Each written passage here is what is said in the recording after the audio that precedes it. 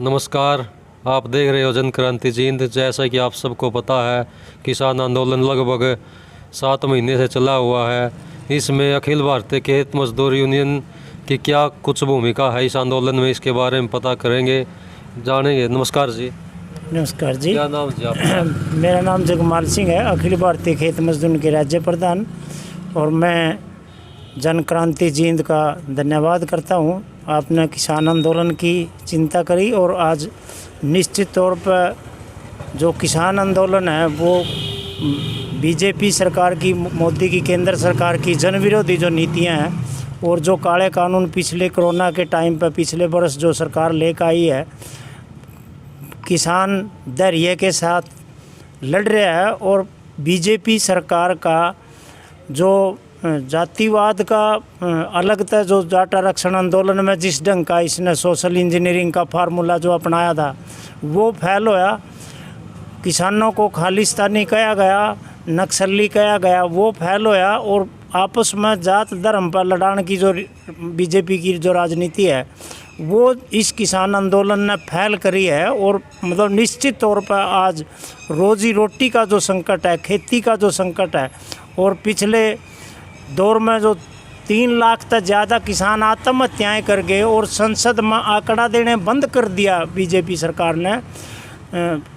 चुनाव में जो वोट लोगों पे लिए थे उस टाइम पे तो यह कहा था हम स्वामीनाथन कृषि आयोग की सिफारिश लागू करेंगे, 2022 तक किसानों की आमदनी दुगनी करेंगे। और मतलब ये पूरे देश की, प्रदेश की जनता के सामने है सारा कुछ।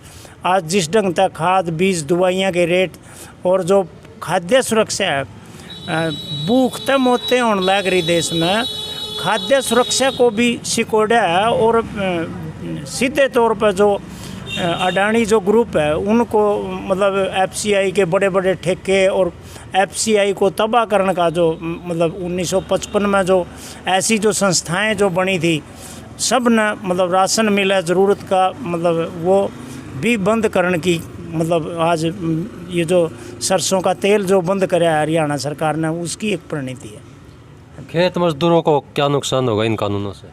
देखिए, अगर खेती चौपट होगी, खेती में संकट होगा, जहाँ किसान का आर्थिक संकट है अब उसका नुकसान है, पर उसी के साथ खेत मजदूर जुड़ रहा है, भूमिहीन गरीब जुड़ रहा है, उसकी रोजी रोटी का है, उसके पशुओं का घास का है।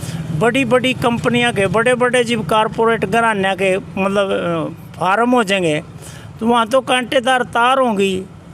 मतलब गरीब आदमी के बच्चे न्यार पाड़ ले आए थे, कोई साग तोड़ ले आए थे, मतलब वो जो वहाँ मतलब एक किस्म का सपना ही बनकर आ जाएगा।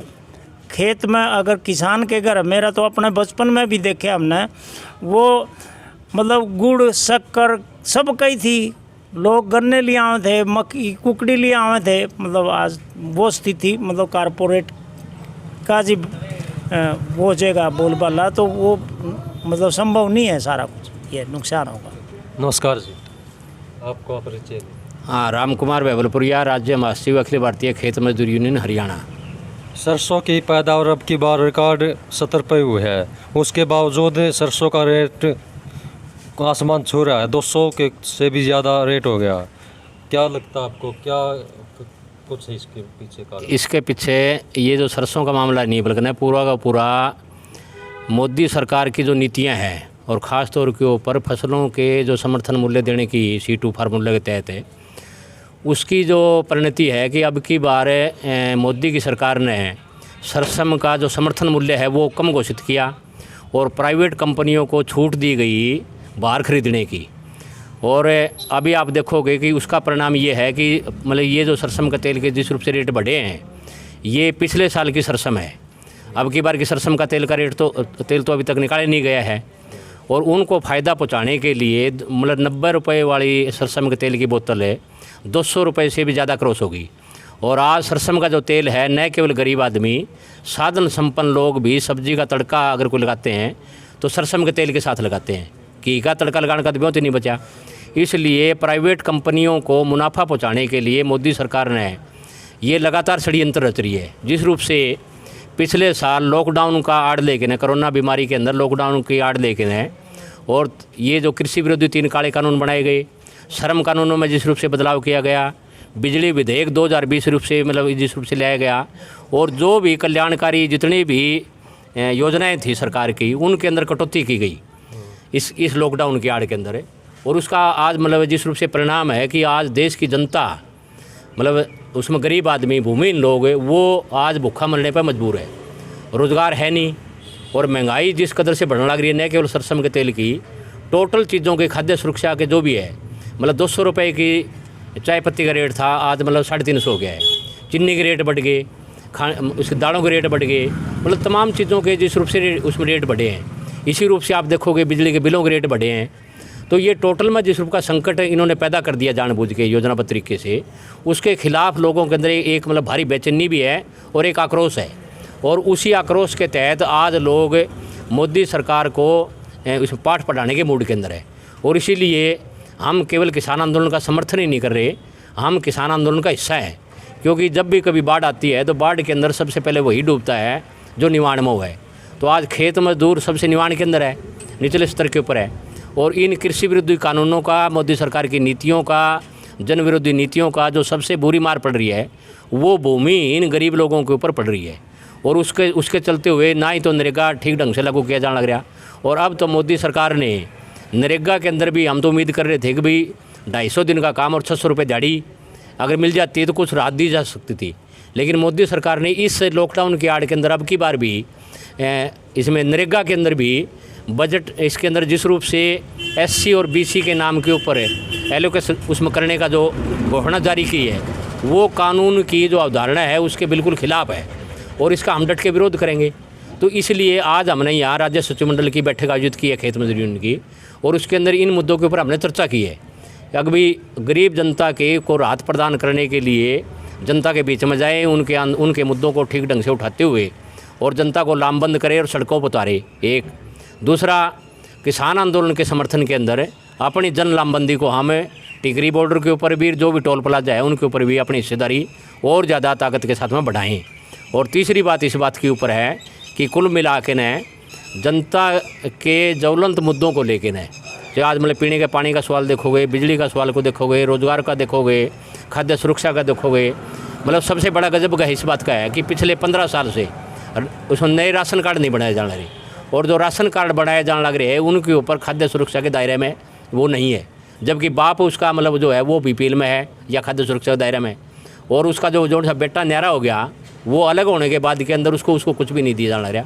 तो लाखों लोग ऐसे हैं जिनको खाद्य सुरक्षा के दायरे से मतलब ऑटोमेटिक बाहर कर दिया गया। एक बात और देखने को आई है सर, ये जो फैमिली ID बनाई हुई है, ये कह रहे हैं ये जो सरसों का तेल बंद किया है कोटे से, कह रहे 250 रुपये देंगे।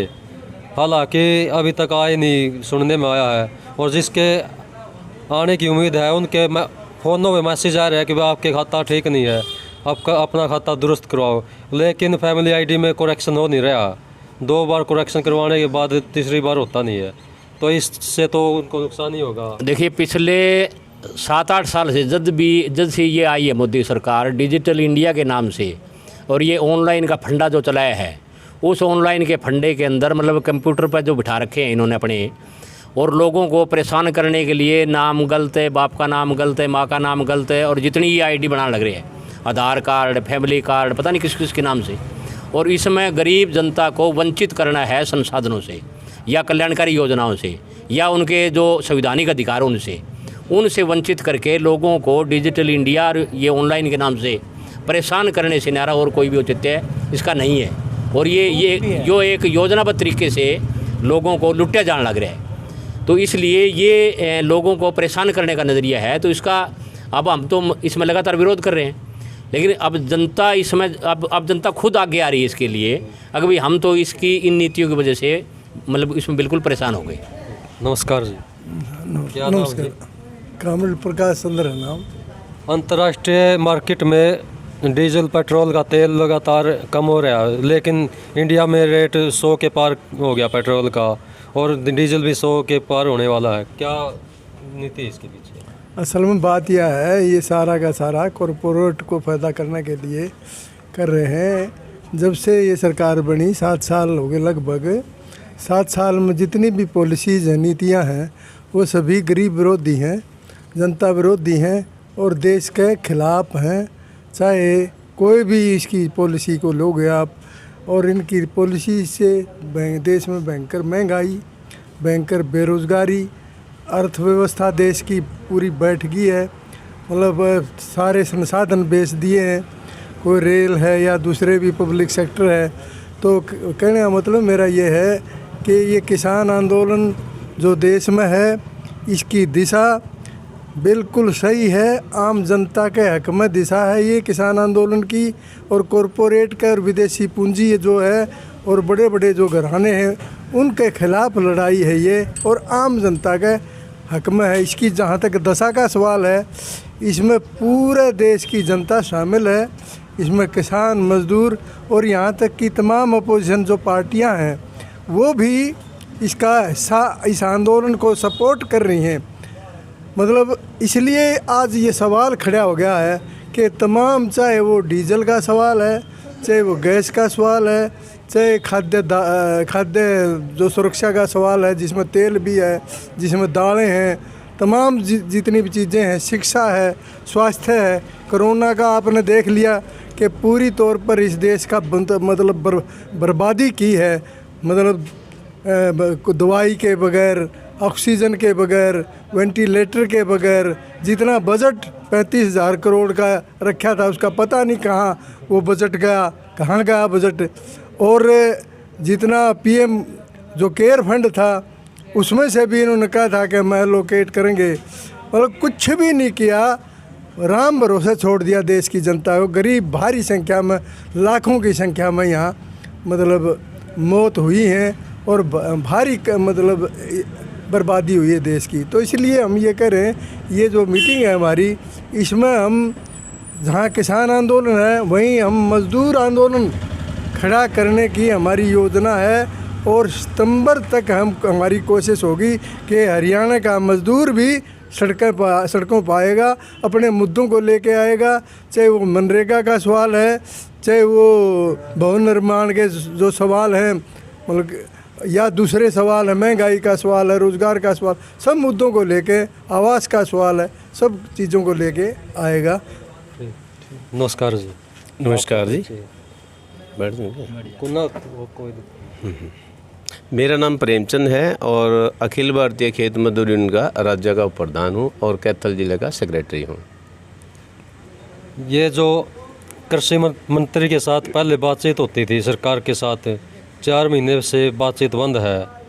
11 बार दौर की वार्ता हुई थी, हर बार किसानों ने ये कानूनों की कमियां गिनवाई थी। अब 2 दिन पहले भी कृषि मंत्री का बयान आता है कि इन कानूनों में क्या कमियां है, कि एक बार किसान बताए तो क्या वो भूल गया है क्या, इसके बारे में बताइए। असल में जो केंद्र सरकार है उसकी नीयत बिल्कुल ख़राब है, आम लोगों के प्रति, किसान के प्रति, खेत मजदूरों के प्रति या आम जो मेहनत कश लोग हैं उनके प्रति। क्योंकि ये सरकार केवल जो कारपोरेट घराने हैं, बड़े पूंजीपति हैं, उनको ही फ़ायदा पहुंचाने का काम कर रही है। अब सवाल ये है कि दिल्ली के बॉर्डरों पे पिछले लगभग 7 महीने से किसानों का आंदोलन जारी है ताकि ये 3 कृषि कानून है जो देश को बर्बाद करने वाले हैं ये वापस हो। और सरकार जो है वो इसको तोड़ने की कोशिश कर रही है। वो कह रहे हैं ये किसान ही नहीं है, वो कह रहे हैं ये आतंकवादी हैं, ये चाइनीज हैं, फलान है, ढिमक है। लेकिन सवाल ये है कि ये सही आंदोलन है, रोटी का, रोजी का, मान सम्मान का और ज़मीन बचाने का सवाल है। इसलिए ये आंदोलन जारी है और जब तक ये कृषि कानून सरकार रद्द नहीं करेगी ये आंदोलन और ज़्यादा बढ़ेगा। ये केवल किसान आंदोलन नहीं बल्कि ये जन आंदोलन बन चुका है। सरकार बेईमानी कर रही है। जैसे आपने बताया, ये सरकार का जो बयान आया, 11 बार पहले वार्ता कर ली और इसका कोई समाधान नहीं निकला। अब ये कह रहा है कृषि मंत्री के नई बात लेके आओ। नई बात का क्या मतलब है? पहले वाली बात तो मान लो, लेकिन सरकार को ये मानना पड़ेगा, ये पक्की बात है। क्योंकि जब भी किसान और मजदूर उठ कर के लड़ाई में आया है, सड़कों पे आया है, चाहे वो आज़ादी का आंदोलन देख लो, अंग्रेजी हुकूमत को भी झुकना पड़ा और इस देश से उसको जाना पड़ा। और ये सरकार है, ये गलत फैसले ले रही है, ये निश्चित है इसको गद्दी से जाना पड़ेगा और जनता के हक में काम करना पड़ेगा। और जब तक ये आंदोलन चलेगा, जब तक सरकार इसको वापस नहीं लेती, ये मैं इसमें कहना चाह रहा हूँ। और जो किसान आंदोलन है, इसमें केवल किसान नहीं, खेतिहर मजदूरों की बड़ी संख्या है इस आंदोलन में, क्योंकि खेत मजदूर तो पहले ही मर रहा किसान से पहले। मैं एक उदाहरण देता हूँ आपको। डांड के अंदर साइलो है अडानी ग्रुप का, वहाँ केवल 42 मजदूर काम करते हैं और 2 लाख मीट्रिक टन की उसकी कैपेसिटी है। और 2 लाख मीट्रिक टन की कैपेसिटी का सरकारी गोदाम है FCI का। वहाँ सीजन में करीब 650 लोग काम करते हैं। आप ये अंदाज़ा लगा सकते हैं किस तरीके से रोज़गार ख़त्म किया जा रहा है। अब जो 5 मंडियाँ वहाँ पे बंद होगी, चाहे वो पुंडरी की है, रसीना की है, पिंडारसी की है, कोल की है, डांड की है, टिक की है, 5000 खेतिहर मजदूर जो भूमिहीन मजदूर हैं, जो ये आस करते हैं कि सीजन में कुछ काम करेंगे और कुछ कर्ज वर्ज चढ़ जाता है खाने का, पढ़ाई का, बच्चों का, इलाज का, वो उतारेंगे। 5000 मजदूरों को काम नहीं मिला। कौन मरा है इसमें? खेतिहर मजदूर, आम भूमिहीन मजदूर। तो किसको नुकसान है सबसे ज़्यादा? खेतिहर मजदूर को, आम भूमिहीन को सबसे ज़्यादा नुकसान है। इसलिए वो आंदोलनों में आगे है और समझ रहे हैं लोग, बिल्कुल छोटा व्यापारी, दुकानदार, ये सब समझ रहे हैं। और खेत मजदूर यूनियन ने जो आज राज्य मंडल की मीटिंग थी, निश्चित तौर पे ये जाने का मन बनाया कि हम लोगों के अंदर जाएंगे, लोगों को और ज़्यादा जागरूक करेंगे और अपने संगठन का सदस्यता अभियान भी करेंगे, ताकि हम संगठन की मजबूती के साथ सरकार से सही लड़ाई लड़ सके, ताकि आम भूमिहीन मजदूरों को, आम मेहनतकश लोगों को मान सम्मान मिले, उनकी रोजी रोटी का प्रबंध हो। और ये लोकतंत्र में हमारा मौलिक अधिकार है और सरकार को ये मानना पड़ेगा या फिर सरकार को जाना पड़ेगा। तानाशाही बर्दाश्त नहीं करेंगे। धन्यवाद साथी। हरियाणा राज्य सचिव मंडल अखिल भारतीय खेत मजदूर यूनियन का था। इनसे डिटेल में बातचीत की कि कृषि के जो काले कानून हैं इनके बारे में और तमाम तरह की जो कमियां है इस कानून के और मज़दूरों को क्या नुकसान होगा, इनके बारे में डिटेल में बताया।